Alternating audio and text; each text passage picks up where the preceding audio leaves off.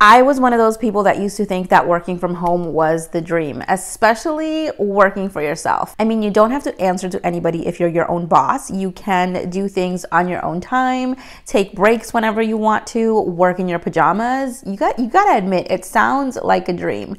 But I can tell you from personal experience that when I went from working my 9 to 5 to being at home full time, especially trying to start a business from home, there were days where at the end of the day, I was asking myself, what did I even do today? Because I hadn't really gotten a lot done. My productivity really took a dive when I went full time working from home. Everything started piling up, and I didn't really notice because I'm someone that works well under pressure. I am an excellent procrastinator. I can wait until the last minute and then just come out ahead winning. But it's also one of the things that led to my burnout. So I've really been relearning how to be more productive. And in today's video, I'm going to share with you my top 3 tips for staying productive when you're working from home full time, because I know a lot of us are still working from home in these new normal pandemic times,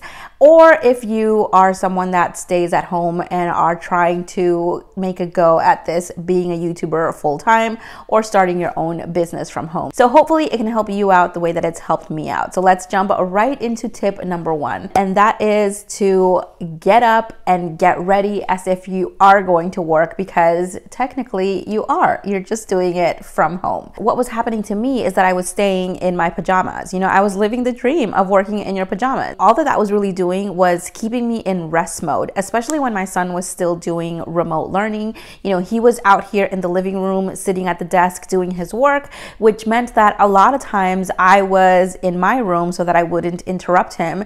So I was in bed in my pajamas. Yes, I had my laptop and my phone with me, but I was just a little too comfortable to the point where I would put things to the side, or I would get on social media and I would get easily distracted because my brain was still kind of thinking, yeah, we're not really on working mode yet. We're still kind of chilling in bed. So something that has really helped me out was getting up, getting dressed as if I'm going to work. It doesn't even have to be something fancy, but I do get out of my pajamas. So this video is actually sponsored by Shapermint. They were kind enough to send me a couple of pieces, starting with this Shaper bra, which is really, really comfortable, along with some leggings. The leggings, I really like to style them either with a sweater like the one I'm wearing today. The leggings are really opaque, which is one of my favorite things. Another way that I like to wear them is just with a regular white t-shirt, especially if the weather is nice. And if it does start to get chilly, then I'll just throw on a jacket over it. But my absolute favorite way to wear leggings is just with a really long shirt, such as this one right here. In honor of Mother's Day, Shapermint wants to share real life mom moments. So moments, they're calling them.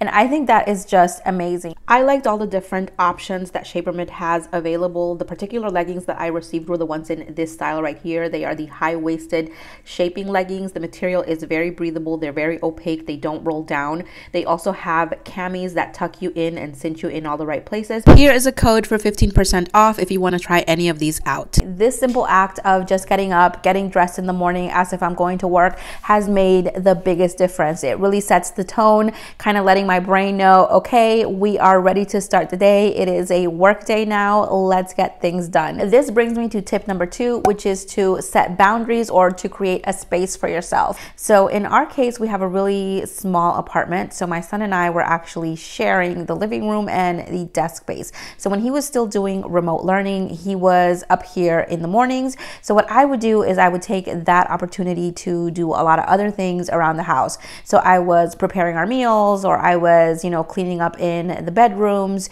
cleaning up around the apartment in general, but I wasn't really doing my work that I consider like work to bring in actual income. Once he was done, I would then come clean up the space and get it set up and ready so that I could sit down and do things. Sometimes that's sitting at the desk in order to take a coaching call or to take a brand call or to send out pitch emails. Other times it's to plan out videos, do keyword research, editing a video. But it was really helpful to have a space where I knew that I was coming and doing that. If you can do that for yourself, that's great, because we go back to the same thing. If you're doing it from your bed or from your couch, then your brain just automatically thinks of those places as meant for other activities. So you can get easily distracted. Tip number 3 is you want to give yourself time to plan things out. I'm someone that uses Notion for planning a lot of my YouTube things. So let me know down in the comments if you would like a Notion tour.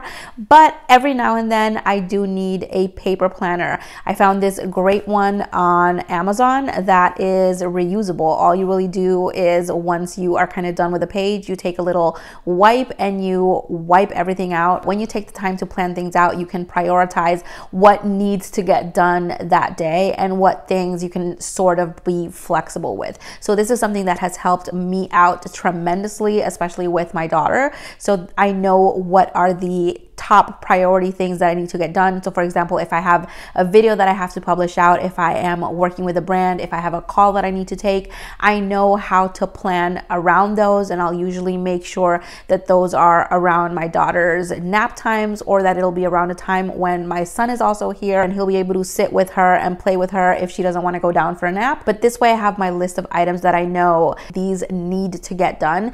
These are the ones that I can sort of be flexible with. You also want to take the time to set breaks for yourself, or set up a schedule where, okay, I'm going to start working at this time, I'm going to take a break at this time, or I'm going to take several breaks along these times. The breaks are going to be this long, and I'm going to stop working at this time. Because when you're working from home, it's very easy to kind of just let things go into the night. That's another thing that I would sometimes do, because I was wasting a lot of my day scrolling through social media, or just being in bed responding to other people's comments and just going to watch other people's videos. I kept pushing things back, like, oh, I'll just get to it later, I'll get to it later, I'll get to it later, I'll do it once my daughter's asleep, I'll do it once she goes down for bed. And then it would be 8 o'clock at night, and I would try to do a lot of things, and sometimes I would work well into 12, 1, 2 in the morning because I hadn't gotten anything done throughout the day. So you definitely do not want to do that. You want to set a time where it's like, okay, this is my cutoff time. If I didn't get it done by this time, it needs to go on tomorrow's list. Let me know down in the comments if you have any more productivity tips that I can try. I hope that these tips have been able to help you out. I have one more thing to say, which is very, very important, and that is Happy Mother's Day. I will go ahead and see you on the next one. Bye.